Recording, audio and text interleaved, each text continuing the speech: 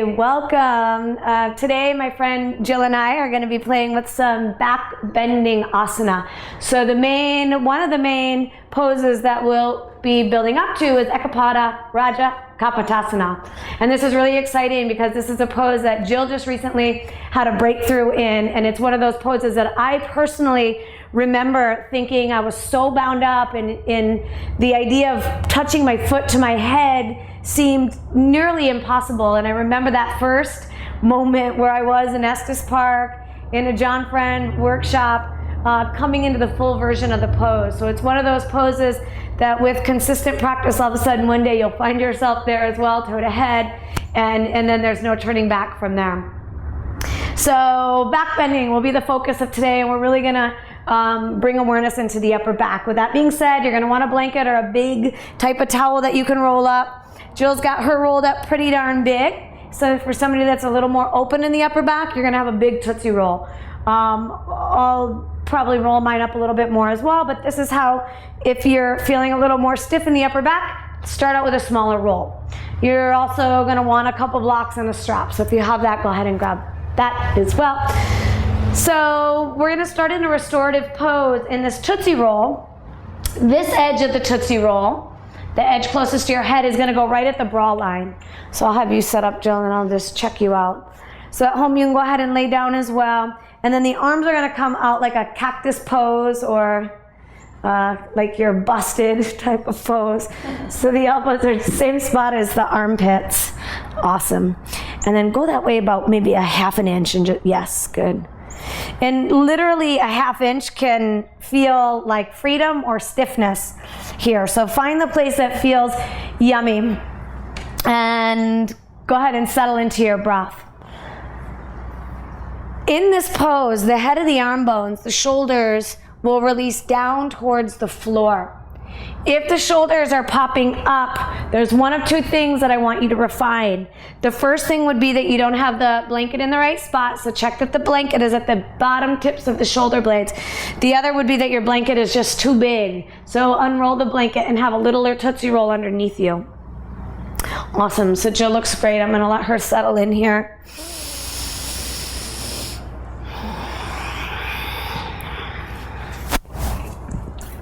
Now with your legs, you can either bend the knees and place the soles of the feet upon the floor, or you can extend the legs straight.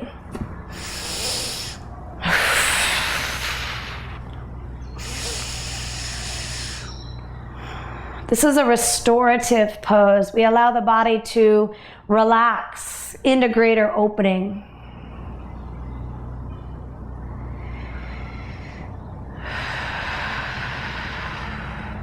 Can be a great way to start a practice because it allows you to center in a soft way, in a way that's going to support the rest of the practice as well.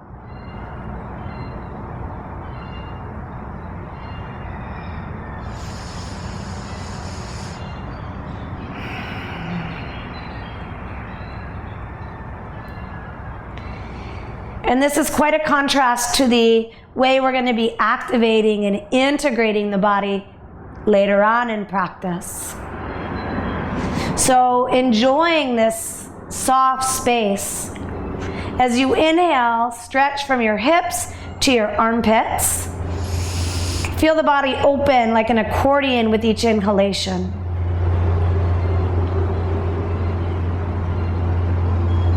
And with each exhalation, soften the hinge of your jaw. Relax the upper arm bones back towards the floor.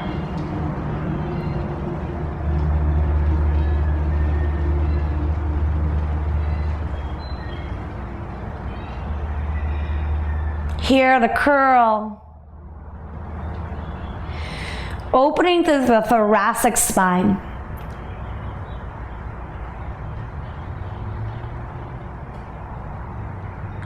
Not the sacrum, not the lumbar spine, but more on the upper back. This is the region of the spine and of the back body that we want to activate and open, enabling our back bends to feel more enjoyable, to open with brighter expression.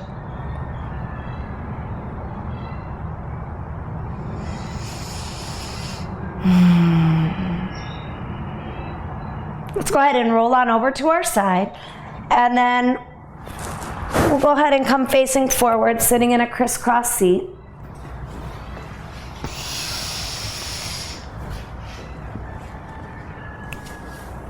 Settling into your seat, feel the effects of that restorative posture already through your heart space, through the thoracic spine. We'll take just a few silent breaths here.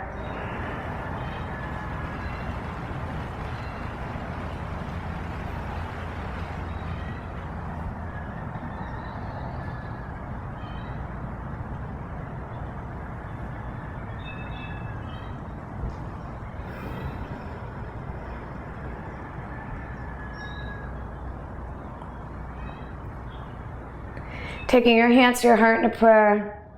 Take a moment to consider what a heart opening, a heart expanding practice means for you. What's the deeper intention behind your practice today?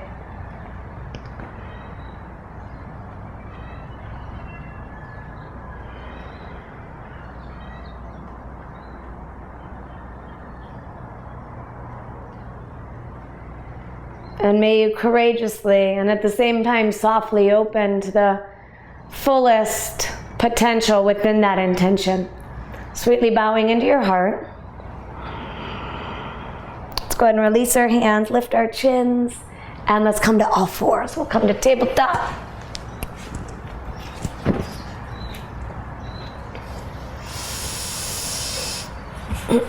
Spreading the fingers, ground down through the knuckles, the finger pads of the hands. Now let's go ahead and move through a few rounds of cat-cow.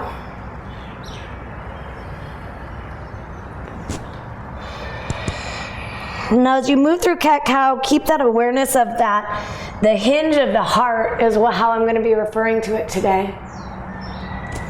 The place that the blanket helped us to open just a moment ago. Stay aware of that hinge as you curl in both directions.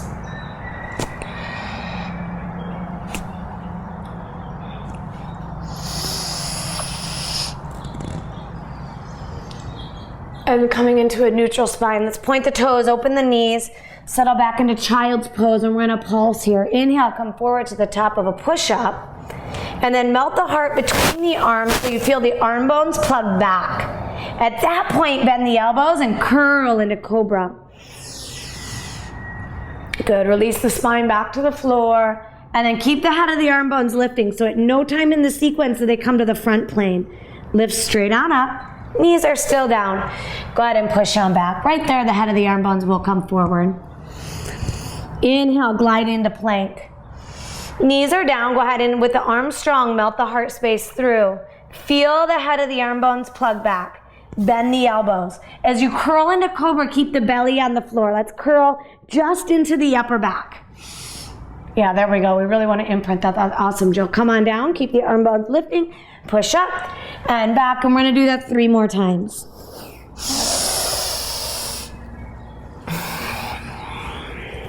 In cobra, you can point your toes. Spread the pinky toes.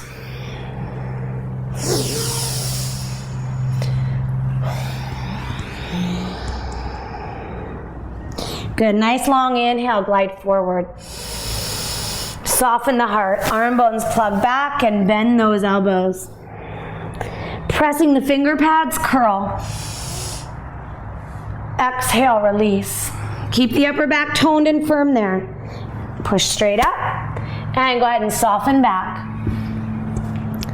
One more time, inhale, gliding forward.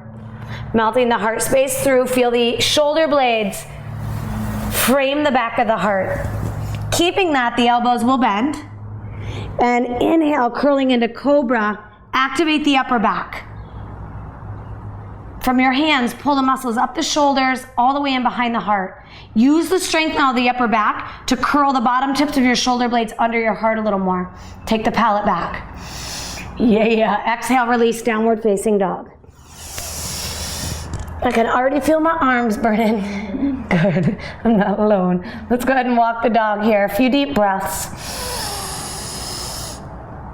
Resist the urge to collapse the armpits towards the floor. Instead, press all 10 finger pads down. And then lift up from the underside of your wrist, pulling up like a sheath up the arms into your armpits. With the underarms toned and lifted, now go ahead and soften your heart space towards the earth. Not the belly, not the floating ribs. The heart space releases. And as you do that, you can feel a sweet harmony between effort in the arms and spaciousness or surrender through the heart. Let's take the hips straight back and pulse between plank and down dog here. Inhale, come on forward, shoulders right over the wrist. Keep working the hands, downward facing dog. Inhale, plank. Exhale, dog.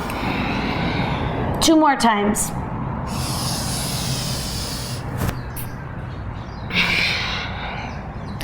From plank pose, extend generously back through the heels. Let's hold here. We're going to take the right knee to the left elbow, crisscross, good, and switch sides. Left knee to right elbow. Keep the head in alignment with the spine. We're going to do that a few times, activating the core here, since we'll be opening it up so generously later on. 1 more each side. Keep the straight leg lifted away from the floor. Nicely done. Downward facing dog. Let's go ahead and walk the hands back to the feet. Here the feet are outer hip distance apart. Awesome. Take the hands, interlace them behind your back. Little bend in the elbows. Lift the front of the arm bones away from the floor and take the arms overhead fully as you breathe.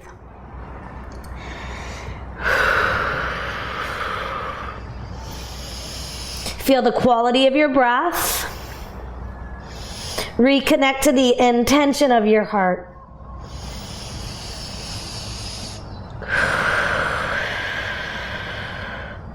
Let's take the hands back to the floor. Inhale, look up. Exhale, walk the hands out. Downward facing dog, preparing for handstand. So if at home handstand is a new practice for you, you can play with little baby handstands. Let's actually demo that one. So the little baby handstand, while she's getting ready, I'll demo baby handstand for you. We'll just be stepping 1 foot in and having a strong leg and a leg that just starts to take flight off the floor. The stronger you can keep your top leg, the more clarity you'll have in transition, and the faster you'll have your handstand. And if you're feeling a little more ready to go in your handstand, go ahead and take it all the way up. Yes, good. I want you to try to go past handstand. There we go. Nice, good. Focal point in a handstand is the heart, the base of the heart. Hug the legs to, yes. So from the base of the heart, reach down into your hands. Nice. Now from your heart, stretch up through your tailbone. Take your tailbone up. You can even squeeze your booty. And from the tailbone, lift up, up, up through the heels. Good. A few more deep breaths here. I take my hands here. I want you to extend up into me. Think taking your tailbone, good. Your tailbone into the heels. Good. I'm going to keep her here. At home, you may be trying a whole bunch of handstands in this time frame. That's okay. Keep lifting into my touch. Yes, child's pose. Nice. So at some point you get into a handstand where you can start holding it, and that builds a tremendous amount of strength in the shoulders and the arms. But when you're learning a handstand, you might not be upside down for that long of a time. While you're learning, I really want you to cultivate the kick, so that is clear. Any questions with that? Awesome. All right, so let's go ahead and come to the top of our mat. We'll create a little flow. Always nice to get a little upside down time in there. That was good. So for you to feel the pointers where I'm holding, like touching the heels, and you take your tailbone and extend it that far. That was awesome. So you pretty much held yourself there that whole time with me just holding onto your heels. That was it. It's exciting. That's awesome. Yay. With your hands at your heart, feel, experience the breath. Inhale, take the arms overhead. Exhale, fold, uttanasana, forward fold. Breathe, inhale, look up. Exhale, right leg back. Inhale, stretch the arms to the sky. With the back leg strong, interlace the hands behind you. Keep a bend in the elbows. Isometrically pull the legs towards each other. Feel the foundation firm. Now maintaining that, take your tailbone down. Inhale, lift your heart up, up, up, and draw the palate and arm bones back. Go ahead and fold over the inseam of the front leg, taking the arms overhead. Keeping a sweet softness to your eyes. You can even relax the hinge of the jaw. Hug the legs to the midline. Take the arms overhead another little centimeter. Feel the opening through the chest, the shoulders. And with your legs steadfast, inhale, release the hands, rise up. Exhale, hands to the floor. Let's jump switch. Inhale, stretch the arms. Exhale, interlace the hands behind you. Now I want you to really tune in here. Anchor the tailbone down. Now keeping the tailbone anchored, there's going to be no like slouching back into this part of the back. This is the part of the back that wants to slouch and back bends. So keep the tailbone anchored, keep the low belly lifted. Inhale, rise up, up, up, up, up, and curl back from here. That's gorgeous. Just think of inhaling and lifting. Yes, there you go. Inhaling, creating buoyant lift through the back body, and then you're going to curl over that. That's totally different. You feel it? Mm-hmm. Awesome. We're going to take a big breath here. See, right leg forward. And fold it through the inseam of that front leg. And that's going to be a big, big ticket for you in the back bends. And it's little, it's refined, it's subtle, but it's really profound when we come into big back bends. Keep the back leg long, come on up. Stretch the hands to sky. Feel that, anchor the tailbone. Lift up through the side ribs and curl over the fullness of the back body. Hands to floor. Jump switch. Inhale, rise up. So it actually might feel like it's a smaller back bend, kind of. It feels a little more steady, but it's curling in the more optimal place. Let's try it one more time. Anchor the tailbone, this time without interlaced hands. Anchor the tailbone, lift up, up, up, up, up, take the inner armpits back, and start to curl back like a cobra through the upper back. If you feel yourself dumping into the low back, come out of the pose. Reactivate the tailbone and try again. Lift up, up, up, up, up. Curl through the upper back. Take the palate back, the inner armpits back, and feel the tone in the upper back body. Ignite it even more, and then stretch out through the fingers. Hands to floor. Jump switch. Let's remember to breathe on this next side. Here we go. Come on up. So on this side, play with it. Root the tailbone, stabilize the low back. That's the bomb right there. That's really what we're going for. Root the tailbone, stabilize the low back, and start to play with a curl through the upper back here. And do that with breath a little more sweetly on this side.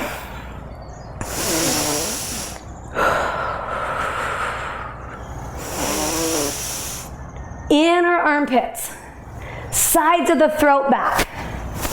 Fire up the upper back. Curl the bottom tips of the shoulder blades and blaze out through the arms. With heavy feet, come up. Hands to floor, downward facing dog. Nicely done. Inhale, come forward into plank. Slowly work your way to chaturanga, cobra, or up dog.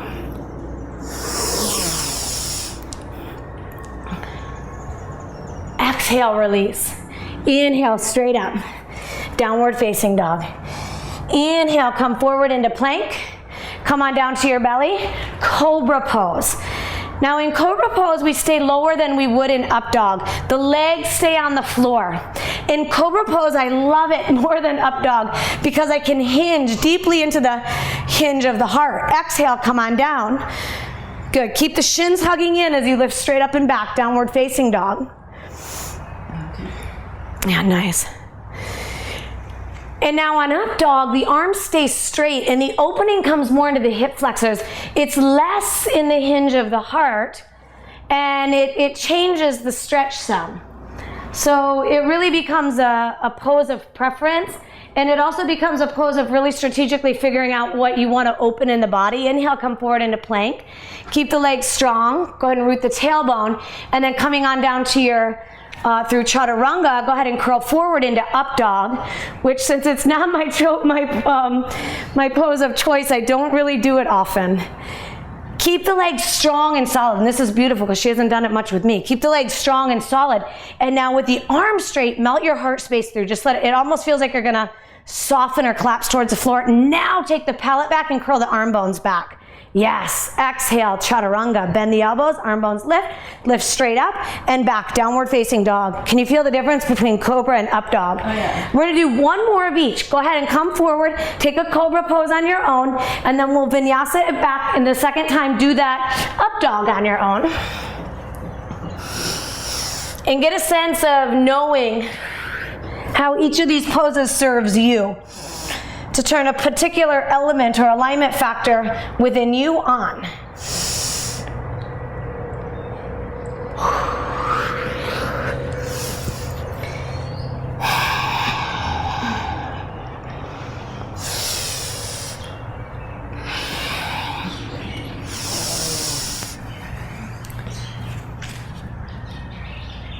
What I see a lot of time in up dog is people pushing into the floor. And as they push down into the floor, the point between the hips and armpits gets short. You don't want that point short. You want that point long. So melt here, soften. It almost feels like you're just collapsing back towards the floor. The side bodies get long. Then draw the palate and arm bones back and curl back. Downward facing dog. Oh yeah. Bringing the feet together, inhale, lift the left leg up, bend the left leg 90 degrees. Curl the tailbone, open the belly and heart to the right here. And notice the tendency for that right armpit to collapse. Press the right finger pads into the floor. Pull that tone up into the underside of the armpit. And then breathe into the back body as you unwind. Take the left leg through, low lunge, spin the back heel down, Parsvakonasana. Let's go ahead and take the right hand behind the head. Take the elbow in. Yeah, so the elbow is gonna point forward. And as the elbow comes forward, it gives the head of the arm bone more opportunity to come back. You feel that? Mm-hmm. So the hand just cups right at the occiput, right where your skull meets your neck area. Good, keep the legs strong. As you inhale, stretch long from hips to armpits. You can bend the front knee. Good, and then go ahead and press the palate back and hollow out that armpit as you curl back. Now as you do that, you're gonna ignite tone in the upper back body. Use the tone of the upper back body to curl the bottom tips of the shoulder blades and lift the heart towards the mouth. Oh yeah, ground through the legs, take the top arm up, keep the upper back ignited, Vira 2. Oh yeah, let's spin the back heel up. And we're just gonna swap sides. So go ahead and jump switch. Oh, no, we're not. Downward facing dog, take the right leg to the sky because we're gonna come in the same way with that nice open down dog. Bend the top leg 90 degrees. Curl the tailbone. Keep the left armpit lifted as you open your belly and heart to the right side. And take a nice delicious inhale into your back body, especially on the left side. Good, with the finger pads grounding down, let's go ahead and unwind, straight back, square hips. Step through low lunge, spin the back heel down, Parsvakonasana. I'm just gonna move this. So we take the hand, the top hand back at the occiput. It's just a tool, really. A tool that can help us ignite the upper back muscles. So that's why we're doing it. Now the elbow, it's got to point forward though to really get full activation here because it's the teeter-totter principle or the seesaw. When one part of the bone comes forward, the other part of the bone can go back. And what we really want to do is take this arm bone and plug it into the back plane of the body. So make sure you take that elbow forward, almost like the elbow is going to be pointing in the same direction your gaze is.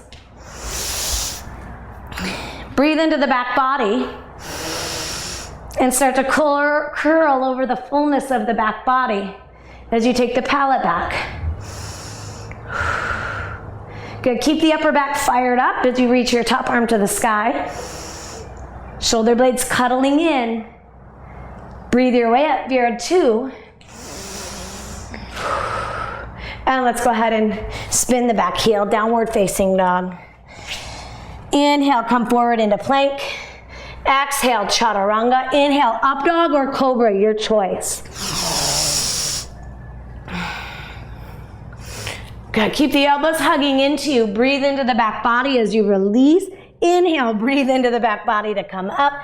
Downward facing dog. Let's go ahead and gaze to the top of our mat. Bend your knees, and at the end of an exhalation, springer step. Uttanasana, forward fold. Lift the belly, ground through the legs, and inhale, rise all the way up. Exhale, hands to heart. Inhale, float the arms. Exhale, Uttanasana, forward fold. Inhale, look up. Take the right leg back, low lunge. Inhale, come on up, hands to hips. With the legs strong, inhale, get tall from hips to armpits. So inhale, side bodies long, step one. Keeping the side bodies long, the arm bones will plug back. Good, let's reach the hands forward in sleepwalker. So we're just going to kind of keep imprinting this arm bone back thing. Root the tailbone to stabilize the low back, the most flexible part of most human beings' back. We're going to stabilize the most flexible so that we can make way for more flexibility in the stickier parts. With the tailbone grounded, inhale, lift up, up, up through the side ribs. Then plug the arm bones back and forward. Back and forward. And do that a few times. I just want you to feel these bones moving in space. And so we're making a clear communication between the brain, the front plane of the body, the back plane of the body, and the relationship to the arm bones in these planes, what that feels like. With the arm bones plugged into the back plane, stretch the arms to the sky. Oh yeah. Go ahead and reach forward, take the arm bones to the front plane, and take the arms to the sky. Feel the difference, big compare and contrast. Let's jump switch. So it's a no-brainer that we want the arm bones in the back plane of the body as we come curling into full extension back bends. Let's go ahead and take the hands to the hips, anchor the tailbone down. We anchor the tailbone to gain stability. Stabilization in the most flexible part of the back. So maintaining that, take the hands to sleepwalker, and let's inhale, get tall, tall, tall. Keep the tailbone anchored as you plug and unplug. So it's easy to anchor the tailbone. It's easy to plug and unplug, but the challenge comes in maintaining this as you gain that lubricating play in the arm bones. Plug them back and lift straight up. Good, feel the tone in the upper back body. The sides of the scapula, lateral and medial, integrated. You can still breathe spaciousness into there. It's not all bound up, but it's integrated and snugly. Keeping that, take the strength now of the upper back and just shine it up and out through the arms. Good, touch the floor and step forward. Uttanasana, forward fold. Lift the belly, ground through the legs and come standing. Exhale, take your hands to your heart. Awesome. Good, so we've activated the upper back. We've got a good understanding of how to access those muscles. Now let's play with a little bit of hollowback at the wall. So hollowback is one of those poses that when done beautifully, they're magnificently open the thoracic spine. And when done without alignment, can blow your shoulder out of its socket really easily. So we really want to implement what we've learned so far in today's practice in our hollowback handstand. And Jill and I have been having a lot of fun playing with this one. It's like a back bend in the whole upper back. It takes the low body out of the equation. So it's a back bend that feels really good. We just don't want to hyperextend in the shoulders. So we'll demo it and then you'll do it at home on your own. So watch this first, please. You'll kick up to the wall with your hands at least one full handprint away from the wall.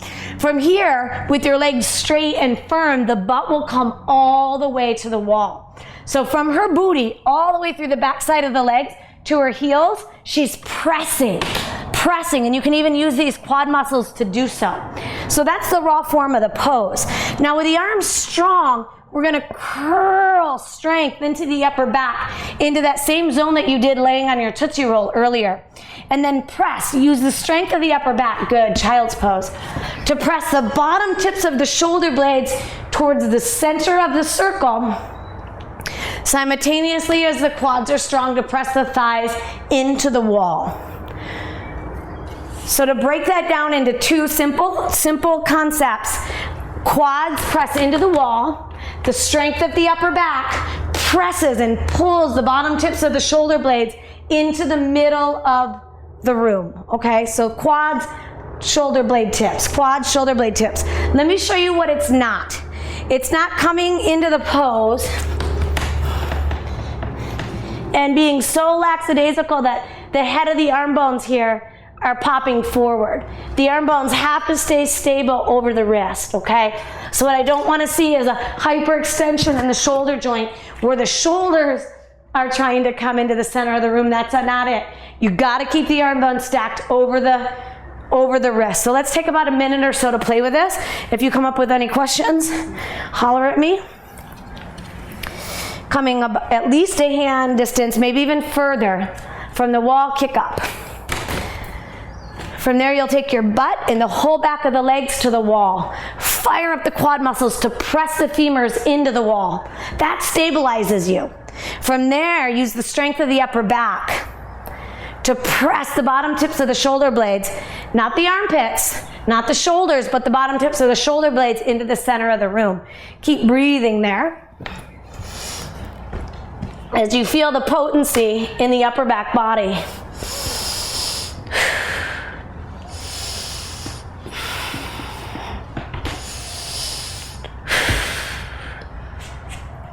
Resting in child's pose when needed. Go ahead and just take a rest there. At home, if you're still playing upside down, stay there. But take a rest when you need. And we're gonna try just one more hollow back. So Jill, when you're doing the, when you're firing up your upper back muscles to press your heart here, what muscles are you using to stabilize your arm bones from not hyperextending? Triceps. Your triceps, okay. Yes. So it's this part of the arms, the back of the arms, that are also working in a very solid way so that you don't hyperextend. So on this last one, what I want you to do is just connect into feeling the tone in the tricep muscles, maintaining that tone, and then firing up the upper back, because it's another element that's going to come into back bending as well.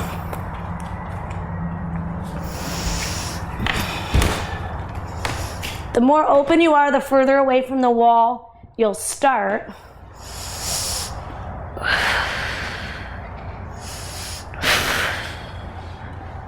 Good.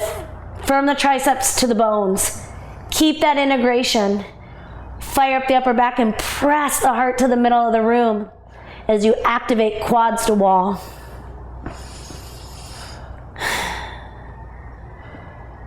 Nice. Coming on down slowly. You should not have unnecessary flexion in your wrist in this pose.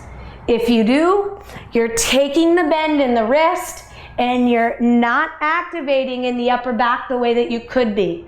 Okay, so come out of the pose some, come closer to the wall and get the activation in the upper back. You don't want to take that pose in the wrist. Okay, awesome. Let's go ahead and stay at the wall now. We're going to come into one of my favorite quad stretches right there. So another part of back bending, sequentially what we're going to do is open the upper back, which is the main focus, but of course we want to open up the quads in the hip flexors as well. So staying at the wall, let's take our left foot forward and we're going to take our right toes up the wall. So we're in a kneeling position. Your hands can be on the floor for now. Because of the lattice, for me, I just like to curl my toes under just like I would in plank. At home, you can point your toe, but if it makes your foot sickle or turn in, then flex your toes underneath you. There should be no sickling in that back foot. How does that knee feel for you? It's a little hard on the knee. What you can do is go in front of your kneecap some. So you'll want to really come forward so you're on the top of the knee, and then from there, come more upright. So you're not just straight on that patella bone. See how I'm a little more forward? Right. Yeah, so come almost like into an asana. Yes, and then you'll come hands to front knee, and you can even stay a little more folded forward. Good. Press your foot into the wall. Curl your tailbone down, lift your low belly up. Yes. Good. That feel better on your knee. It looks better. We're going to take a few deep breaths here. With the foot kicking into the wall or pressing into the wall, it fires up the muscles of the legs. Draw that fiery muscles up into your hips. And with the leg supportive now, draw the tailbone down, lift up through the side ribs, and curl back. No slouching. Lift up, up, up, up, up, and curl back. Good. One more time. Lift up, up, up, up, up, and draw the upper arm bones back. Nice. Go ahead and take the hands to the floor. Sneak that back leg away from the wall, and we'll swap sides.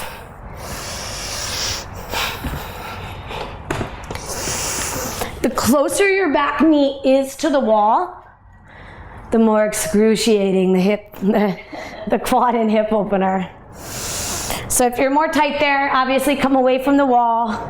If you're more flexible there, you can take your knee so it's almost touching that wall behind you. You do want to get in front of the patella bone some.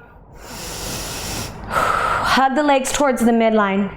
Draw the tailbone down. Feel the low back lengthen and stabilize. Maintain that. Inhale, lift up, up, up through the side ribs.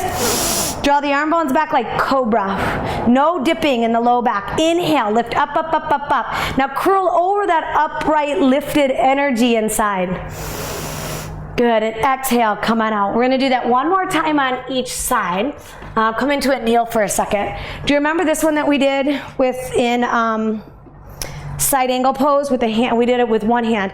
We're going to take both hands now behind, and it's going to come right at the occiput. So right here is where we're going to hold, and the elbows will come in, and we're going to curl back in our thigh stretch, which is going to activate a little bit of balance challenge. So we're going to play with that as well. So coming into this slowly, left knee to the floor, left foot up the wall, curling those toes under. Take the hands to the front knee. Now take a moment to just settle in, bringing your hips to a square. Left hip forward, right hip back. Ground into the front heel.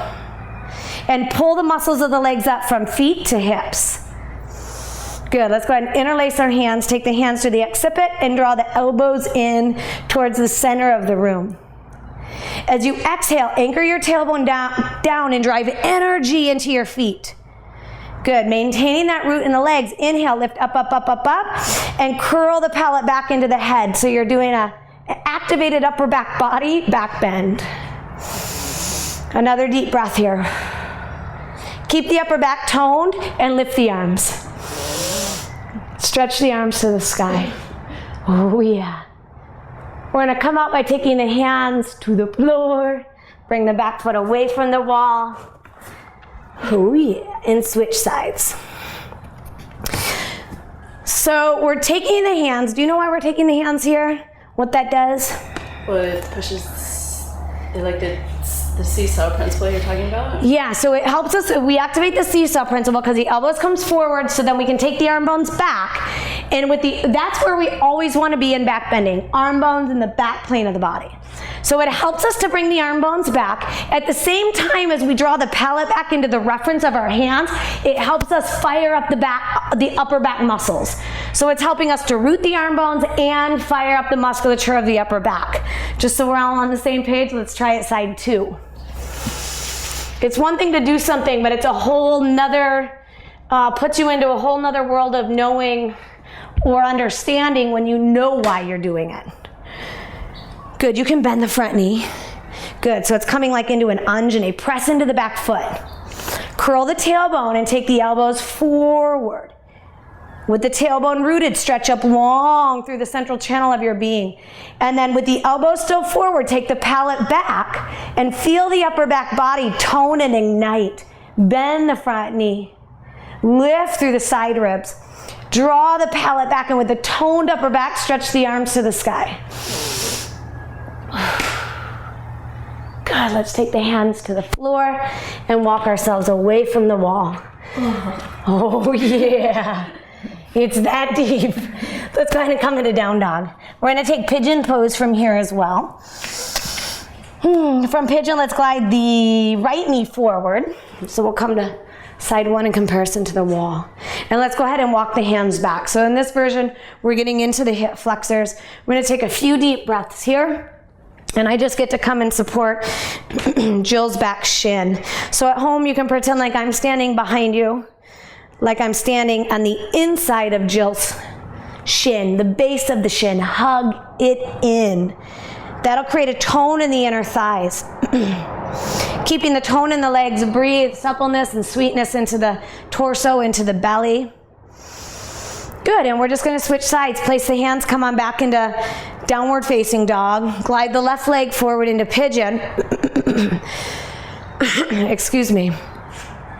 So we talked about activating the back shin. Pretty much because it's behind us, we can't see it. It's gonna wanna do its own thing. It's gonna wanna flop off to the side. Don't let it hug it to the midline. Same thing in the front leg. And Jill's activating this, the bomb. So the ankle joint's pointed, but the toes flex back. Now this becomes, lift this hand so they can see this. This becomes her kickstand. This holds her up when she comes into the bigger variations of the poses. So you wanna cultivate this knowing and this activation here, now. Click the toenails back and feel that tone, this base of the front shin into the midline as well. Oh yeah, place the hand, step on back, downward facing dog. Right leg forward, pigeon side 2. From here, we're just gonna take a thigh stretch. So one thing that may be helpful at home is to have a block, and you can use a block on the right side, and that just holds you a little more upright through the right side body, so you don't have to collapse as you take your thigh stretch here on the left side. On this first opportunity into our thigh stretch, the only thing I want you to really cultivate with a potency is hugging the base of your shins in on both legs. And we already talked about how to do that, so just go ahead and activate that here in a deeper pose. Yes. Good. Switch sides. Left leg forward. Block can be under the left hand. If you don't need it, you don't need it. So as you come into the thigh stretch, the balance gets a little bit more wibbly wobbly. There's less of your body now on the floor. So use the toes, the toenails, draw them into the floor, and then pull that integrity up the leg into your left hip. At no time does the left foot go to sleep or get lazy. It's a paramount feature in keeping you upright and balanced. Good. Slowly release. Downward facing dog. Inhale, come forward into plank. Exhale, work your way onto your belly. Okay, from here we're gonna come into some thigh stretches on the belly, but we're gonna use a different hand grip. So I'm gonna give you a strap. At home you may or may not need a strap. Do you want to turn sideways again? Yeah, sure, let's do that. We'll flip you sideways. Excuse me. But the strap could be helpful too, just to try it, your first time to see. What it does is just helps to give a little go-go gadget action into the extremities of the arms and legs. Do you want to start in any particular side? On the right side. Okay, so what we're gonna do is you're gonna strap up the right foot like so, and then you can just click the toes, not necessarily flex the foot, but just click the toes kind of like you did the front foot in your pigeon pose.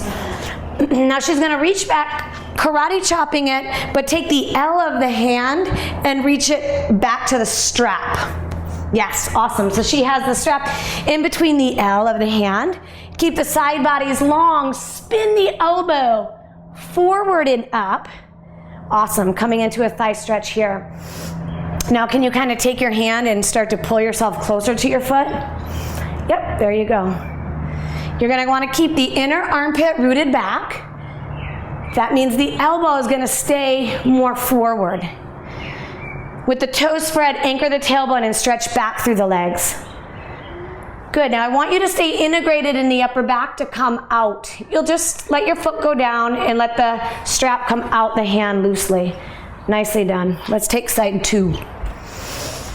Now without a strap, what you do is you'll just come back and you'll take a hold of the outer edge of the foot without the strap.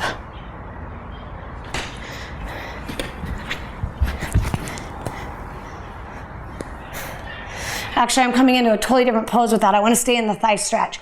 So I'm getting a little bit ahead of myself. Let's stay with the strap, because that takes it into a deep back bend, which is where we're going. But for right now, I really just want to get the articulation of how we work the hand with the elbows spinning to get into that variation. So strapping the foot, you'll take the strap in between the L of the hand, stretch long through the side bodies, spin the elbow forward, and plug the armpit back. Awesome. Anchoring the tailbone, stretch through the legs. And let's go ahead and come on out, sliding that strap and releasing the foot. Okay, nicely done. Does that make sense? I kind of was in 2 different poses there, but it's the same thing, but without the strap, you do come into a back bend, not necessarily, it is a thigh stretch, but it's more of a back bending pose. Okay, so from here, we're gonna add this idea of the thigh stretch, and we're gonna take it right into Ekapada Raja Kapotasana. So you can choose whatever side you like to start on.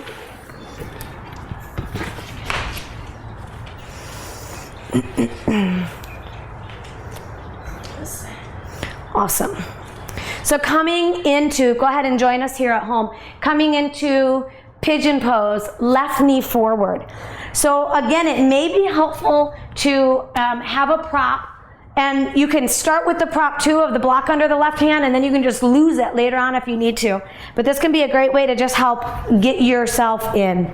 So go ahead and lifting the back leg, we're gonna strap the foot. And then we're gonna take a hold of the strap through the L of the hand. Now just pause here as you slowly rotate the body square forward. Root the tailbone down as you inhale, breathe up through the side bodies. Spin your elbow forward, forward, forward, and then up to the sky. Beautiful. At the wall, on the thigh stretch, we kicked our foot into the wall. Bring that same activation into that back foot so it's alive. Nicely done. Good. From here, root the tailbone down and check that front kickstand toes. Curl the toes back onto the floor and feel yourself propped and supported. From there, take the left hand up to the sky. Bend the left elbow and take a hold of the strap, meeting the other hand.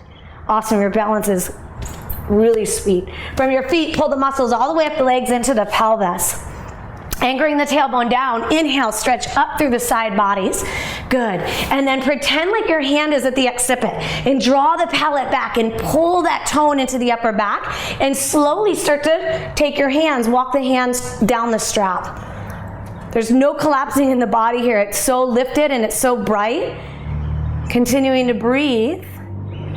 Yeah, good. As far as I can go. Good. Coming out, we're gonna stay here another breath. Coming out, I want you to keep lifted and buoyant in the back body. So it's like you'll stretch your left arm up, take the left hand to the floor. Good, so it's nice and active, and then slowly, like you did in the thigh stretch, slide that strap and release the foot. Gorgeous. Jill, it's so good. There's not a moment where you're collapsing or wavering. It's so lifted and buoyant at home, and that's what we're going for. It's cultivating this buoyancy and this integration that's going to really put all the pieces together to one day just finding that foot at your head and being like, oh my gosh.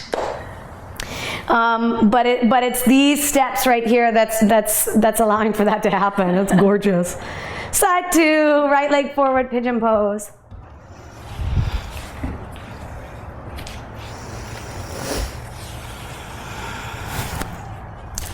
What side feels like your best side? The first side. The first side, okay. This one I feel a little more wobbly.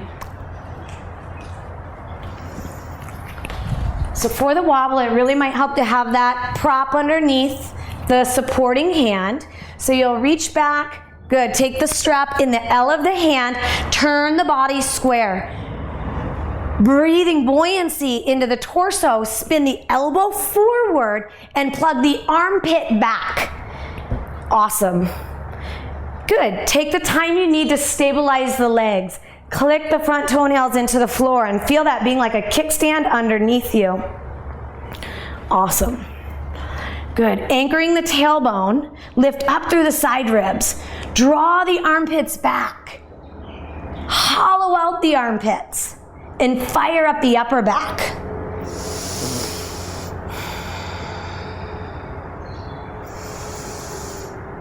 Good. Root the tailbone. Extend radically out through the legs. Stretch, reach. Good. Now inhale, stretch a little taller. Get tall, tall, tall through the spine and hollow out those armpits. That's it. That's the curl in the upper back. So it feels like the cobra pose in the upper back body. To come out, the right hand will come to the floor. Stay lifted through the back ribs. And then go ahead and glide that strap out, creating more space between foot and hand. And we're going to come back to side 2 yet one more time. First, go ahead and rest on your belly. I want to come back to a pose that I feel like we can easily access the opening, the hinge of the heart in, and that pose is cobra pose. So extending your legs back long, extending the legs back straight from the pointy bones of your butt, take the thumbs to the base of the breast. Good. Now as you inhale, curl on up, draw the palate back, and isometrically pull the hands back and find that hinge right here. Just feel the strength and the tone there, because that's what we want to activate. That's what we want to mimic or bring back into print when we come into the Ekapata pose. So I'm going to have you push on back onto all fours. And I'm going to actually scooch us back just a little bit. Okay, sweet. Any questions with finding the upper back and the hinge of it in the cobra? You're super clear there. That's what I want to see, keeping the legs stable and strong. I want to see you activating the upper back just like you activate it in a cobra pose. Find that same oomph. The oomph is in here. It's not collapsing here, but the oomph is in here. Awesome. Okay, side 2. Side 1 again. Side 1, second time. Right knee forward, pigeon pose. Stabilize the foundation of the pose. Left forward. Oh yeah, sorry, left leg forward. So now we're on the first side, but for the second time, left leg forward. We're gonna strap up the foot. Take the strap into the L of the hand and lift up through the right side body as you turn yourself square to the front. The elbow pivots forward, the right armpit, hollow it back. Good, spread the toes and activate that back leg. Good. With the legs now, hug them to the midline. And with the legs hugging the midline, the opposite hand can lift up if the balance is there. Keep breathing. Root the tailbone and reach out, out, out through the legs. That's it. That's it, rising up. Keeping the legs activated. Inhale, get tall through the side bodies. Lift way, way up, because up there is where the freedom is. Up, up, up, up, up, and then take the armpits back. Good. Start to reach back.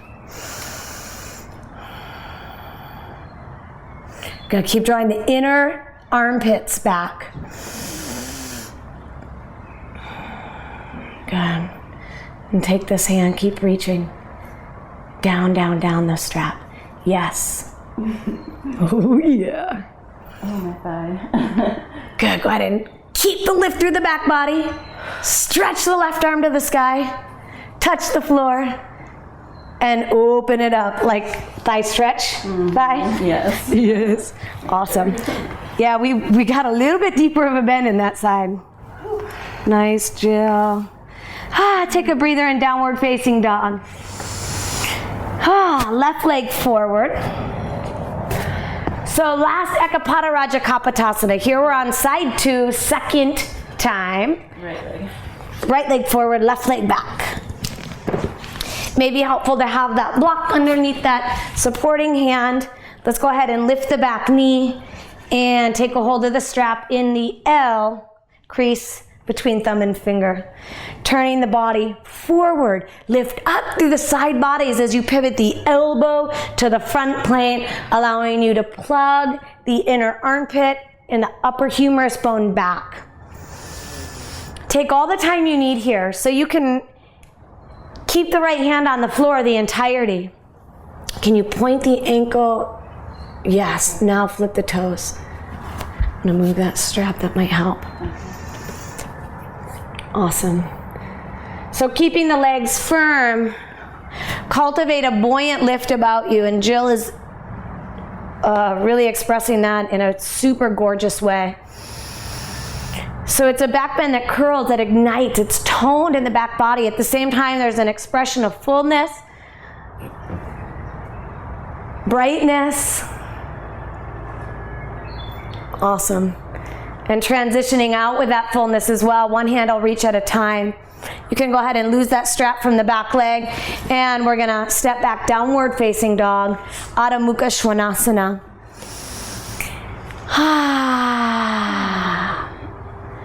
Nice, and we're gonna walk the feet to the hands and have a seat on your booty. Right on. So we're gonna take this right into full urdhva danurasana, back bends. And because I can partner with her, she can hold on to my ankles. Now, if at home, if you don't have ankles to hold on to, for today, I'm just gonna offer that you just take your hands a little wider if you need to, okay? But ultimately, the hands will be shoulder width apart. What happens, go ahead and come onto your back. When we have a friend's ankles to hold on to, it takes us out of the back bend just a smidgen of a bit. Can you come that way? I'm pretty far. And it allows us to get into the shoulders and less into the wrist. So watch us demo one, and then we can go together. The feet are wide. The feet are on either side of our partner's ears. From here, I'm going to have you go to the top of your head, and we're going to draw the elbows forward so you can take the arm bones back. Holding on to your ankles. Yep, holding on to my ankles the whole time. So she'll come to the top of her head, the elbows come in towards me, and now she can plug her arm bones back. You feel that? Mm-hmm. That's the back plane. From there, push into your feet, push down into my ankles, and press up. Nice. From your hips, stretch down into your feet. And from your heart space, stretch down into your hands. Take a full breath. Good. So the arm bones are plugging back plane. I want you to keep that plug as you come back to the top of your head, look up to the sky, and come resting on your back. That was awesome. Take a rest there. So the idea is to bring the elbows in and to plug the arm bones back. This is the place of power. It's from this connection that we can push and curl in an expression that feels good and that opens in more of a soft way, as opposed to like we felt when they're forward, there's no freedom here. So take the time to come to the top of your head and plug back. We're going to give it a go together. So with the hands on ankles or on the floor, the feet will be hip distance apart. Check that your feet are parallel, no turnout. Go ahead and come to the top of your head and plug the arm bones back. Yes, beautiful. Push down through the feet, push down through the hands, and rise up. Bada bing. From your hips, ground into the inner edges of your feet. And from your heart, breathe wild extension into the hands and beyond. Nice. Feel the tone of the upper back. Use the tone of the upper back to press your shoulder blades into the heart. The tips, yes, to press the heart open a little more brightly. Yes, that's the bum. Come to the top of your head and rest on your back. I could feel it, like you could even see it. It's like turning up, up, up, up. The volume is just going up, up, up because of the tone in the upper back. It's the same feeling in cobra. The same way that you're igniting and toning the back in the smaller poses, you pull it on through to the bigger poses. Questions or comments? My arms were a little bent. Was that all right? Ultimately, they'll come full extended straight. Yeah. So we could keep you on my ankles and have you work that. But you're coming up really easy and effortlessly. I want to have you just try one without, okay? One without me. So one more time, full back bend at home. Feet are parallel, no turning out. With the feet parallel, the hands come to the sides of the ears. Pressing down through the inner edges of the feet, lift the hips, come to the top of your head, and plug the arm bones back. Good, that's it. With the upper back body firm, don't lose that, maintain that. And from that potent strength, press the arms straight. Yes, nice. From the hips, ground into the legs. And then pull the tone up the arms into the back side of the heart. Fire up the back side of the heart and press the heart that way. Simultaneously as the knees are extending open to the other direction. So the heart magnetizes here. The knees extend in the direction of the toes. Yes, enjoy that, because that afterglow, the back bend, is the best part. Awesome. I'm going to take a few deep breaths here.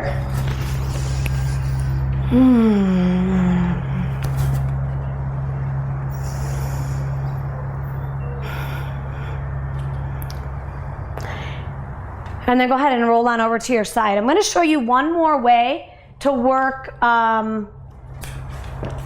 back bend to find this even extension so that we're staying out of the most flexible part and really igniting the most mobile part.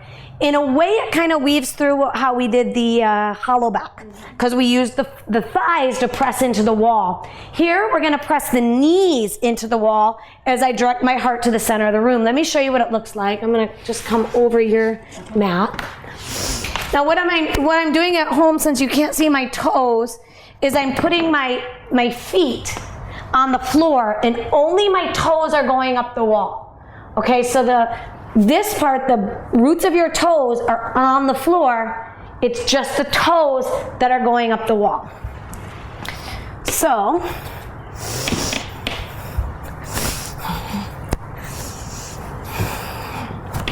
I'm going to set it up the same way. As I plug check this out, Jill, as I plug my armpits back, you see I can kind of curl, but without collapsing in my neck. I want to stay long there, but I teeter-totter my heart that way. Then I keep pressing my heart open as I extend my arms straight. So here I'm going to take my knees to the wall, press my knees into the wall as I fire up my upper back, and press my heart to the center of the room. Here I'm getting a back bend that is opening through the hinge of my heart. And not something that's being taken all in my low back like so.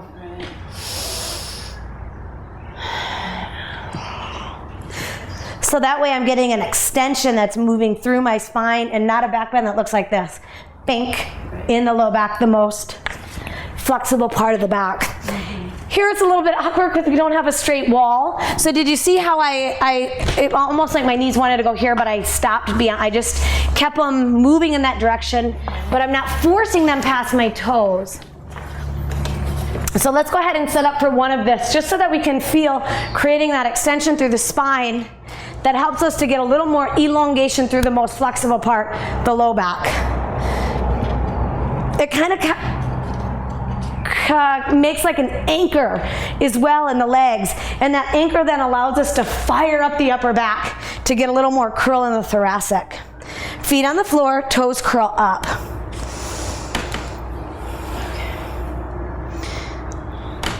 So this will be another one you can practice at home, and it'll feel different than the lattice.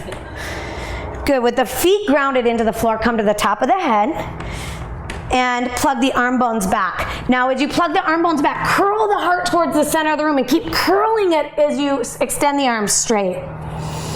Nice, good. So the knees draw towards the wall. Fire up the upper back muscles now and press the heart towards the middle of the room. Feeling the body stretch open there on the low back. Yeah, take a big, big breath here and extend the arms straight. Good, come to the top of the head. Look up to the sky. Nice, and take a rest there. So we're using the wall just to help to direct an organic extension movement that moves from the pelvis through the knees and into the feet. Typically on back bends, what you'll find, what can tend to happen is that it's either one way or the other. But we want it to open beautifully in both directions so that we create a balance there. Oh yeah, let's go ahead and take happy baby here. Just lying on our back. Take the feet up, take the outer heels. Draw the inner knees close towards the ribs and move the inner thighs back and wide.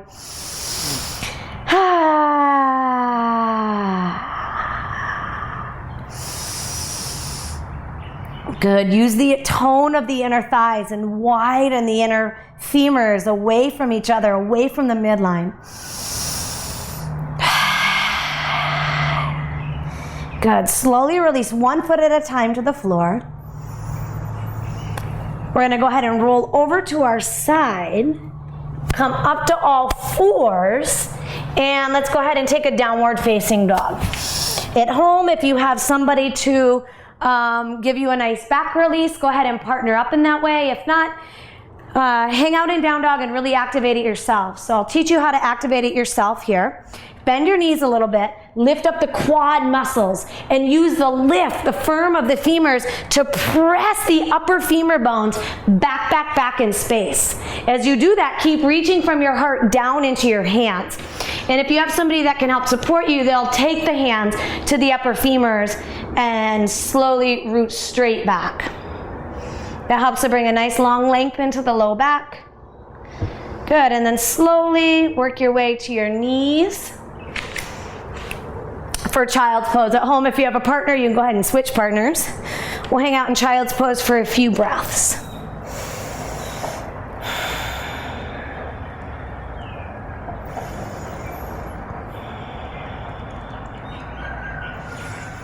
Good, getting length through the lateral sides of the back body as well. Go ahead and walk the hands over to the right side. Take a nice big breath into the back left side. And then through center over to the left side.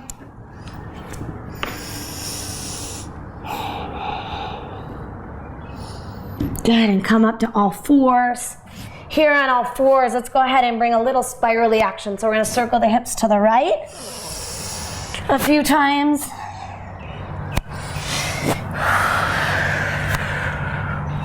And let's go ahead and circle it to the left a few times.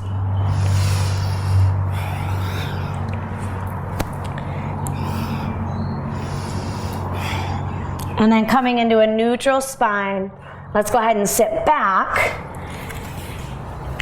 And we're going to take a crisscross seat here. You can take a block or two. I'll give you two and I'll take two. So option one is to sit crisscross with the left leg in front of the right. And this will be a more basic variation. We'll come into a forward fold. You can do a restorative variation with the head on the blocks. So that would be more of a simple way to come into this pose. If your outer hips are tight, that's going to be the variation from a simple crisscross. Otherwise, we're going to go ahead and take fire lung pose. So we're going to stack the shins on top of each other, and the shins will be parallel to the front edge of your sticky mat. In this variation, the ankle is underneath your knee. It's not way up close to your body, but it's right under the knee, and then the knee is under the ankle on the other side. Good, so take that bottom foot, Jill, and just kick towards the blocks. Yes, good. So both shins, the bottom shin and the top shin, is parallel to the front edge of the sticky mat. Okay, now here we can take the blocks. We can even stack it high, but just know it's going to be wobbly there. Push the earth away behind you, arch the low back. Jill's keeping her feet super active, and that's what we want to maintain. Really active feet here. Go ahead and lift your heart. And exhale, hinging at the pelvis, start to fold. Your head may come nowhere near the blocks, and that's okay. Just keep drawing the pinky toe side of the foot back in space. With each inhale, elongate out from the low back through the crown. And as you exhale, soften the heart space into the fold. Let your heart lead the way. Not the crown of the head, but the base of the heart.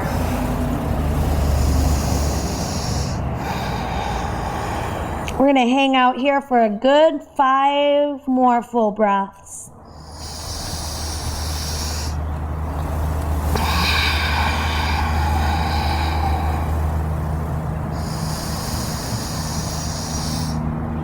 Start to come into a breathing meditation, if you will.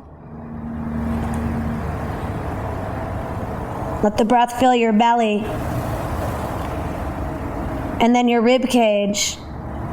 And then all the way up into the heart and collarbones with each inhale.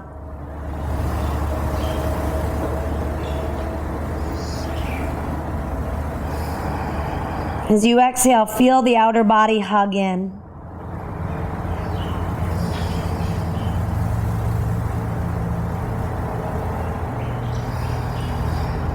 We're going to stay here. Possibly you'll change your blocks.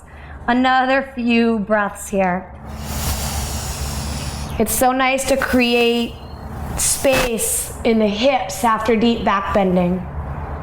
Because by opening the space of the hips, we create a little bit more space in the low back, which tends to be an area of the body that can take a beating, I guess, if you will, in back bends. So we simply open up the hips, we create the space there, and we bring a nice, beautiful balance to a back bending practice. However, in the way that we went through our practice today, we were so mindful of the low back. We stabilized that most mobile place, and we really activated the upper back. Inhale, come on up. And as Jill showed us in pose like kapotasana, staying buoyant and lifted as we transition in and out is another brilliant, beautiful, therapeutic way to work the back bend. However, we're still going to take hip openings at the end of our back bending practice because it's a truly delightful way to finish a back bending practice. So coming into side 2, you've got a couple options. Again, first option is just a crisscross applesauce. This can be a nice deep hip opening pose for somebody that's a little tighter in the hips. If you're feeling any tension in your knees, any pain in the knees, in the fire log version, then you should go ahead and rewind to the crisscross version, okay? Because we don't want any pain in the knees here in this pose.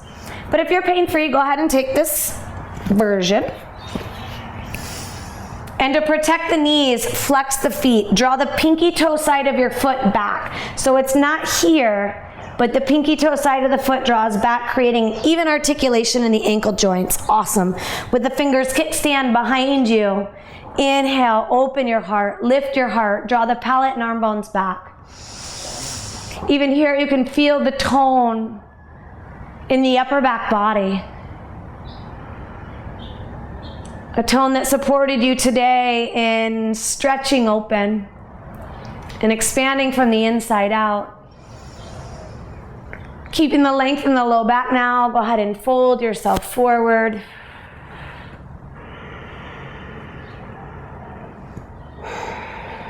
Find a balance between the in and out breath.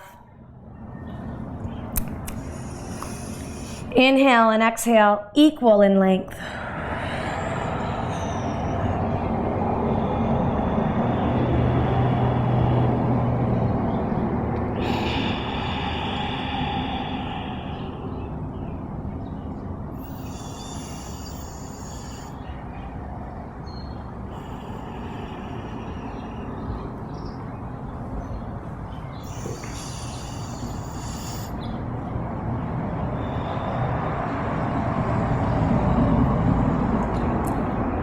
A few more deep breaths here. Feel the breath moving all the way in. Allow the breath to expand, open in your back body just as much as the front body. Simply placing the awareness there in the back body will help guide the breath to expand there.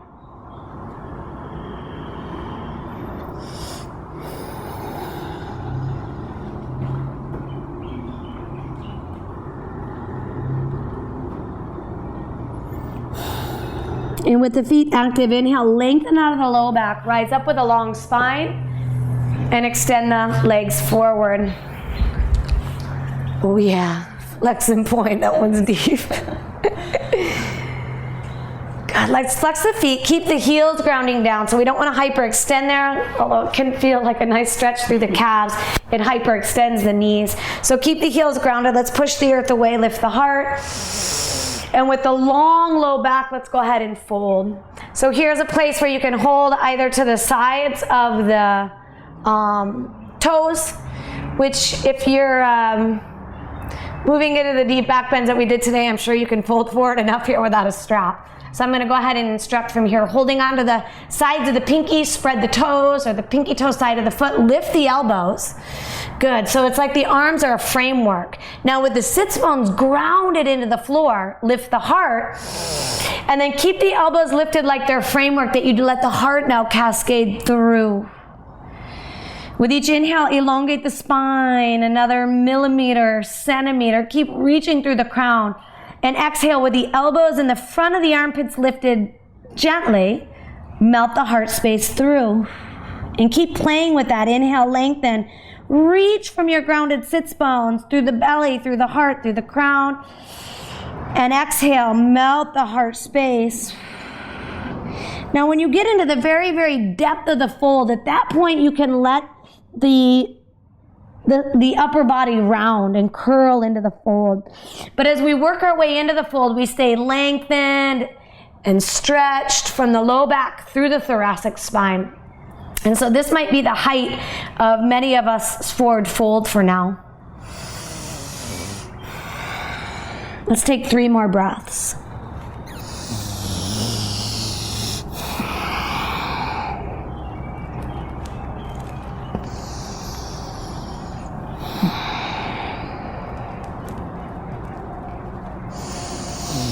Fire up the quads. Press the femur, the quad muscles into the femur bones. And with the femur bones grounded into the floor, lengthen the spine and come on up.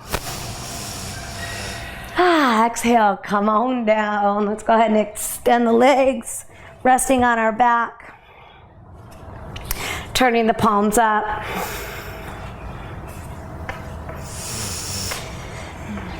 We mindfully set ourselves up in all the other poses. Mindfully place yourself symmetrically on the floor here for Shavasana.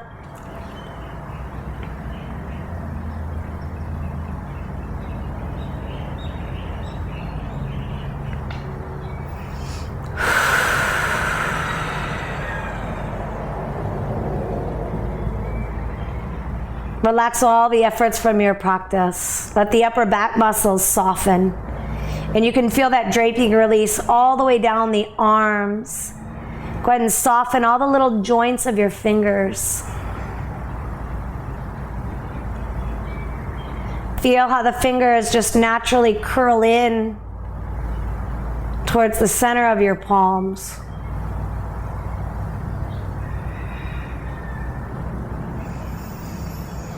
Keeping the arms relaxed, go ahead and soften your glutes. As you do, you may feel your inner groins naturally release, and the femur bones, now they'll naturally roll out to the sides.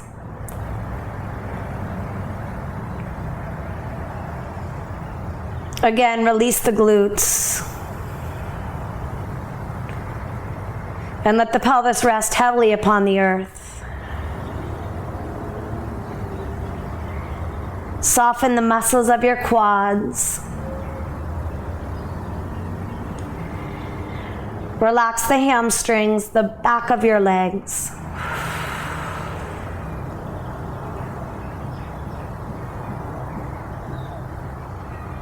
Soften the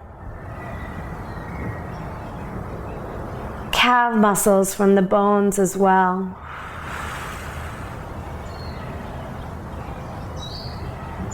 And feel the entirety of your legs. Big leg bones just resting back effortlessly onto the floor.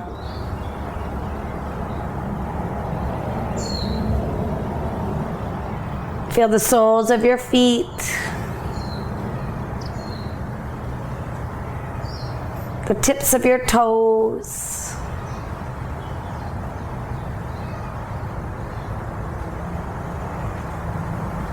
With the legs and the arms resting effortlessly upon the earth now, feel the belly moving as you breathe.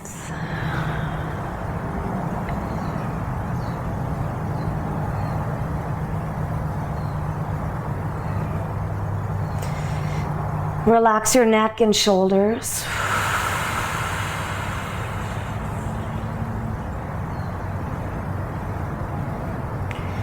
Energetically soften your throat, the chimney to your heart.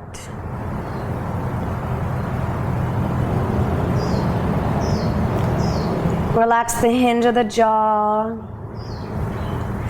And relax all the muscles within the mouth.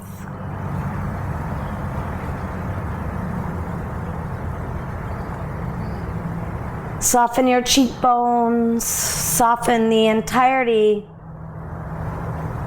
the expression of the face. Feel your skin smooth.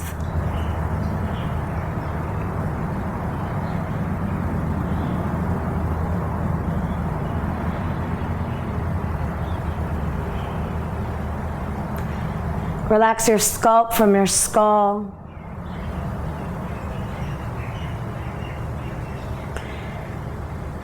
And let the head rest back completely, effortlessly upon the earth.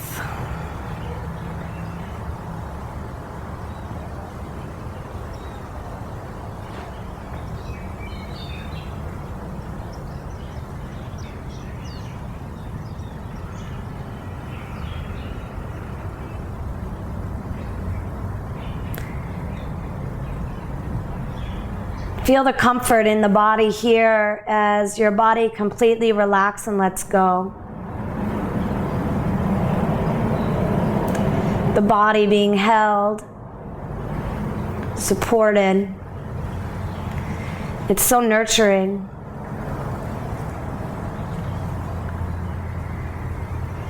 In this safe space, start to breathe in and out of your heart, and breath by breath, invite your heart space to open like a flower blossoming.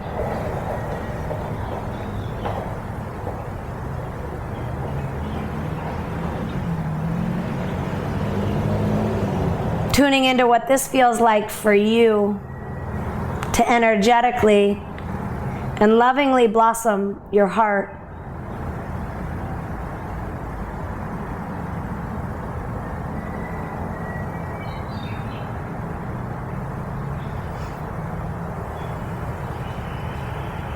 A heart that's opening to your truth. A heart that's opening to reveal the uniqueness, the creative beauty of you.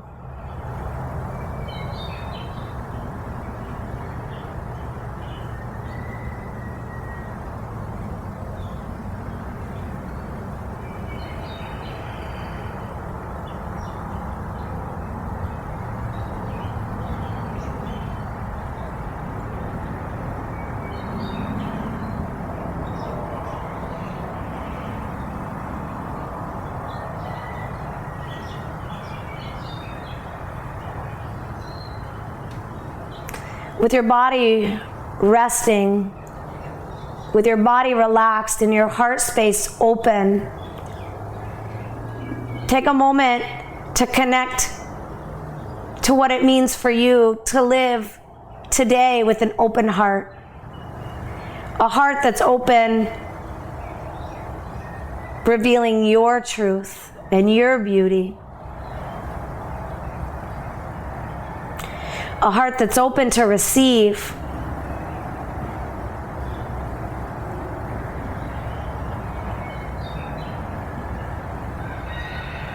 And express the fullness of who you be.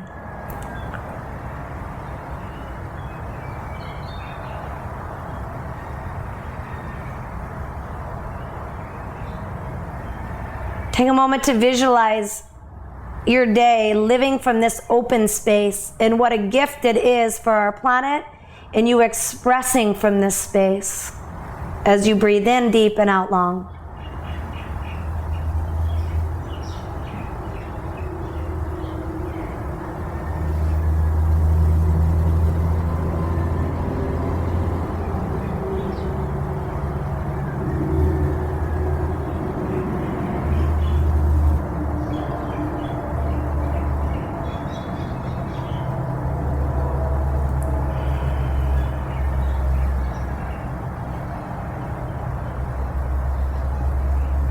Smiling at all that beauty, you can bend your knees and take your feet to the floor. Keep breathing as you roll yourself over to your side and push yourself up with your arms. With your eyes closed, we can take a quiet seat. Align the head over the rest of the spine. Place your hands in your lap.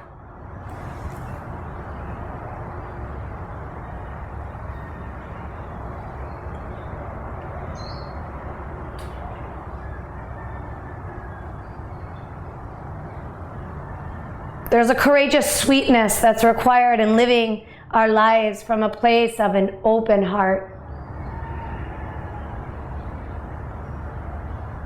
Thank you for being that courageous beauty on our planet today.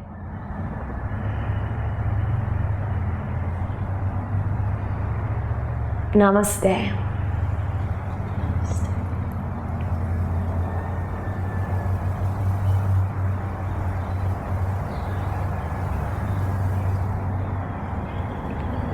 Thank you. Thank you. That's nice.